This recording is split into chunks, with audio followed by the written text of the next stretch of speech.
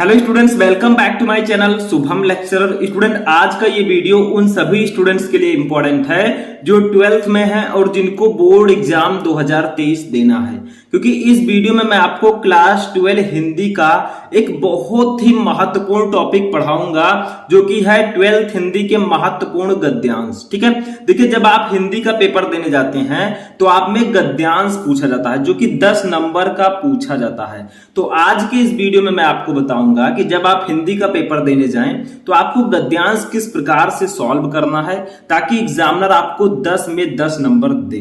ठीक है, देखिए पूरा वीडियो आपको ध्यान से देखना है। जो कुछ चीजें मैं आपको बता रहा हूं उसी प्रकार से अगर आप लिखेंगे आपको पूरे नंबर मिलेंगे। ठीक है, तो देखिए सबसे पहले हम देखेंगे कि कौन सा गद्यांश और कैसा पूछा जाता है। तो देखिए गद्यांश में आपको क्या है, एक पैसेज दिया जाएगा आपके हिंदी गद्य का।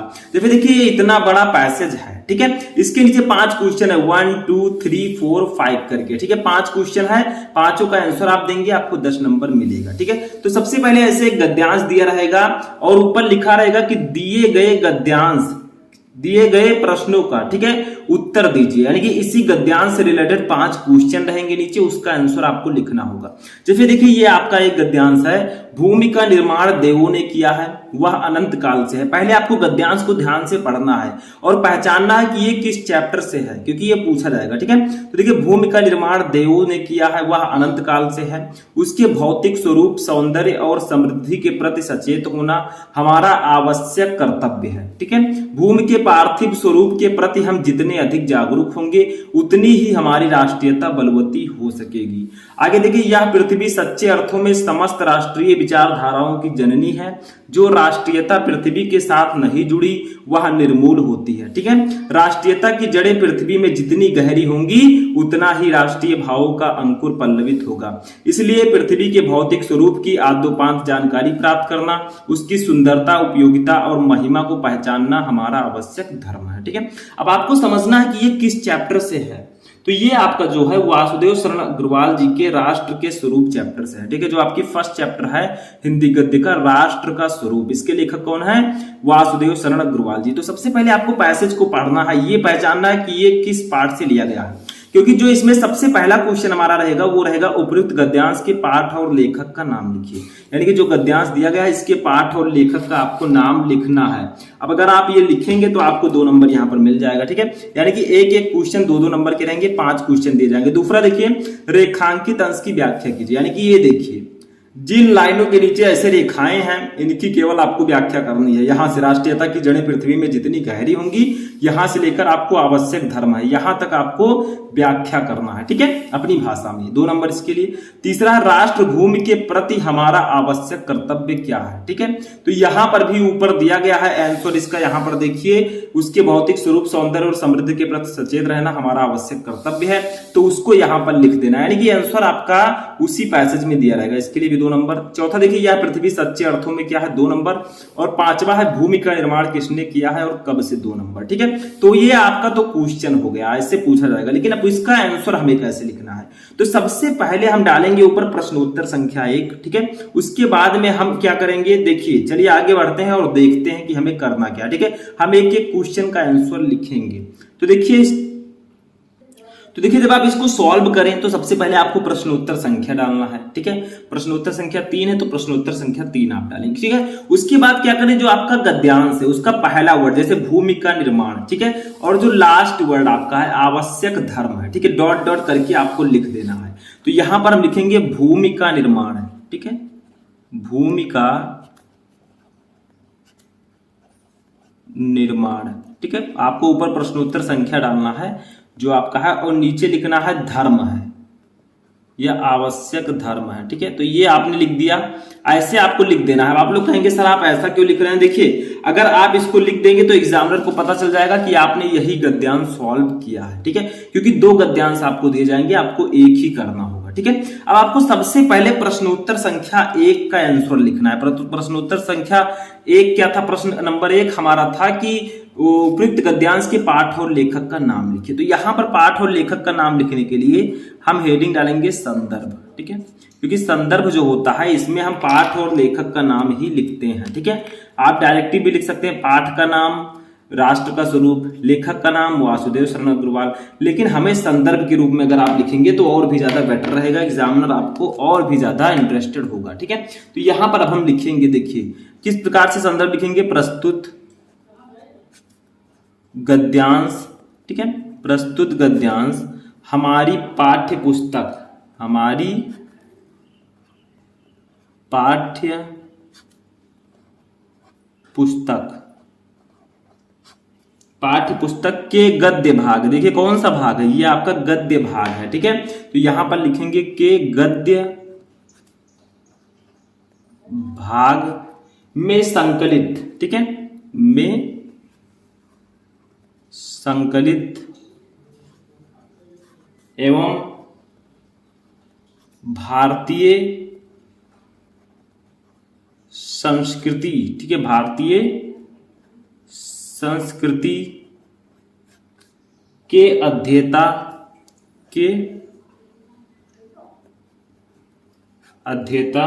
डॉक्टर वासुदेव शरण अग्रवाल, डॉक्टर वासुदेव शरण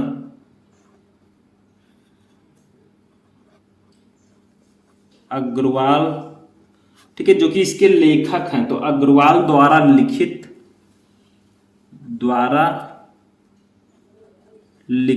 ठीक है, अब आपको लिखना है पाठ का नाम। तो इन्होंने कौन सा पाठ लिखा है, वो आपका है राष्ट्र का स्वरूप। तो यहां पर लिखेंगे राष्ट्र का स्वरूप। ठीक है, ये आपको ब्लैक पेन से लिखना है ताकि ये हाईलाइटेड रहे। ठीक है, एग्जामिनर को पता चल जाए, राइटिंग से खूब लिखना है। तो लिखेंगे शीर्षक निबंध से, शीर्षक निबंध से अवतरित है। ठीक है, अवतरित है। तो ऐसे आपको लिखना है संदर्भ, जिसमें आपके पाठ का नाम और लेखक का नाम आना चाहिए। तो देखिए, प्रस्तुत गद्यांश हमारी पाठ्य पुस्तक के गद्य भाग में संकलित एवं भारतीय संस्कृति के अध्येता डॉक्टर वासुदेव शरण अग्रवाल द्वारा लिखित राष्ट्र का स्वरूप शीर्षक निबंध से अवतरित है। ठीक है, तो इसमें देखिए लेखक का नाम और पाठ का नाम दोनों आ गया, तो ये आपका संदर्भ हो चुका है। ठीक है, तो यहां पर जो हमारा फर्स्ट नंबर क्वेश्चन था, देखिए जो पहला क्वेश्चन हमारा था उपयुक्त गद्यांश के पाठ और लेखक का नाम लिखिए, वो हमने लिख दिया। ठीक है, तो यहां पर हमारा 2 मार्क कंप्लीट हो जाता है, यानी कि 2 नंबर। ठीक है, अब दूसरा क्वेश्चन आता है रेखांकित अंश की व्याख्या कीजिए। यानी कि जो आपका इतना पार्ट है, राष्ट्रीयता की जड़ें पृथ्वी में जितनी गहरी होंगी उतना ही राष्ट्रीय भावों का अंकुर पल्लवित होगा। इसीलिए पृथ्वी के भौतिक स्वरूप की आद्योपांत जानकारी प्राप्त करना, उसकी सुंदरता, उपयोगिता और महिमा को पहचानना हमारा आवश्यक धर्म है। ठीक है, तो इतने का आपको अपने शब्दों में व्याख्या लिखना है।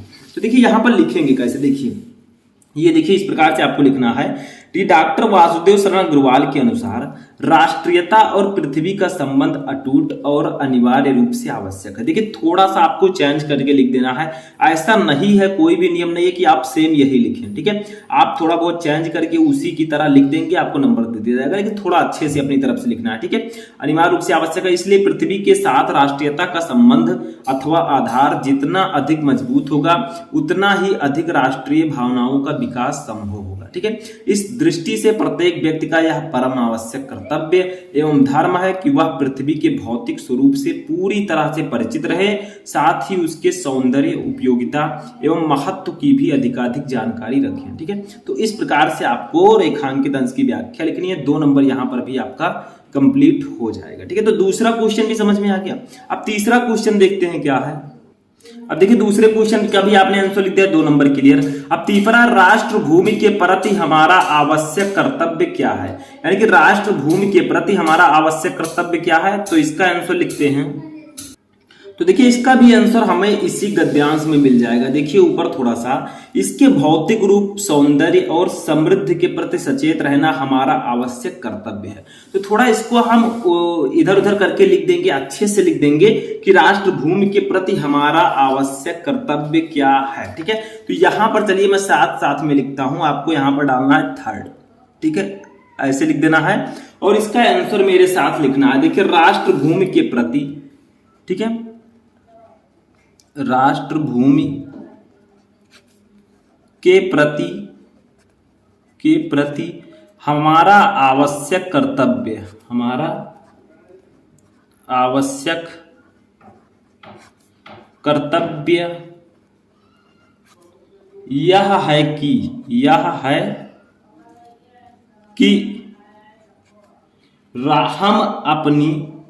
हम अपनी इस भूमि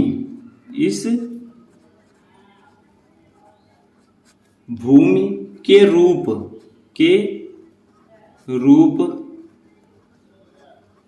सुंदरता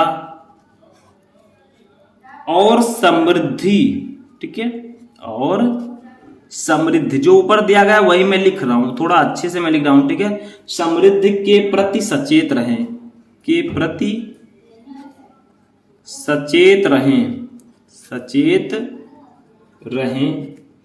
और किसी भी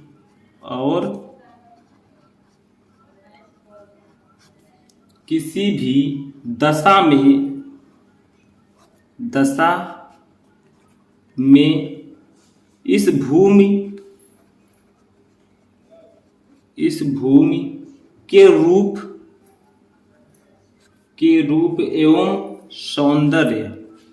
के रूप एवं सौंदर्य आदि को विकृत ना होने दें, ठीक है, ना होने दें, ठीक है। तो वही आंसर आपका जो गद्यांश में दिया गया है कि राष्ट्र भूमि के प्रति हमारा आवश्यक कर्तव्य यह है कि हम अपनी इस भूमि के रूप सुंदरता और समृद्धि के प्रति सचेत रहें और किसी भी दशा में इस भूमि के रूप एवं सौंदर्य आदि को विकृत ना होने दें, ठीक है, यानी कि खराब ना होने दें। चौथा क्वेश्चन देखिए, यह पृथ्वी सच्चे अर्थों में क्या है, ठीक है। तो देखिए ऊपर लिखा गया है इसका आंसर, देखिए उतनी ही हमारी राष्ट्रीयता बलवती हो सकेगी। यह पृथ्वी सच्चे अर्थों में समस्त राष्ट्रीय विचारधाराओं की जननी है। तो हम यही लिख देंगे कि यह पृथ्वी सच्चे अर्थों में समस्त राष्ट्रीय विचारधाराओं की जननी है, ठीक है। तो क्वेश्चन आपका क्या है, यह पृथ्वी सच्चे अर्थों में क्या है। तो चलिए चौथा आंसर भी लिखते हैं, ठीक है। सभी आंसर आपको उसी में मिल जाएंगे, सिर्फ आपको पाठ का नाम और लेखक का नाम पता होना चाहिए। तो लिखेंगे यह पृथ्वी, ठीक है, थोड़ा ऊपर करके, यह पृथ्वी सच्चे अर्थों में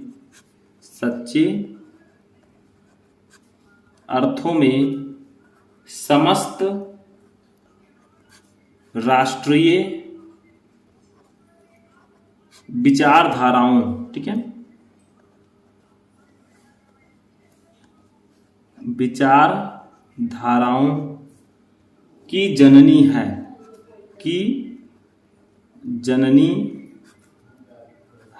ठीक है।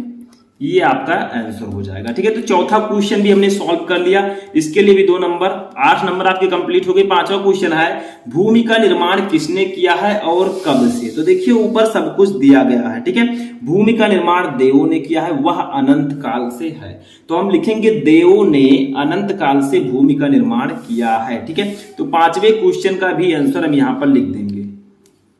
पांचवें क्वेश्चन का आंसर क्या होगा, देवों ने अनंत काल से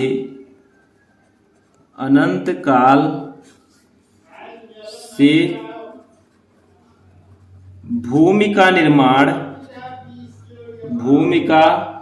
निर्माण किया है, ठीक है। देवों ने अनंत काल से भूमि का निर्माण किया है, ठीक है। तो इस प्रकार से हमने पांचों क्वेश्चन का आंसर लिख दिया। देखिए जितने भी क्वेश्चन, 5 क्वेश्चन थे इस गद्यांश के, पांचों क्वेश्चन का हमने आंसर लिखा। एक क्वेश्चन के लिए 2 नंबर, टोटल आपको 10 नंबर मिलेंगे, ठीक है। तो आपको किस प्रकार से पूरा गद्यांश सॉल्व करना है मैंने सब कुछ बताया कि गद्यांश कैसे दिया रहेगा, हमें संदर्भ लिखना है, फिर व्याख्या करनी है, सब कुछ मैंने आपको बता दिया। अगर आप इस प्रकार से लिखेंगे, यकीन मानिए आपको फुल में से फुल मार्क एग्जामिनर देगा, ठीक है। अगर आप लोग कहेंगे तो इस टॉपिक पर मैं और भी वीडियोस लेकर आऊंगा। तो आप लोग इस वीडियो को कर दीजिएगा लाइक, चैनल पर नए चैनल को सब्सक्राइब कर लीजिएगा।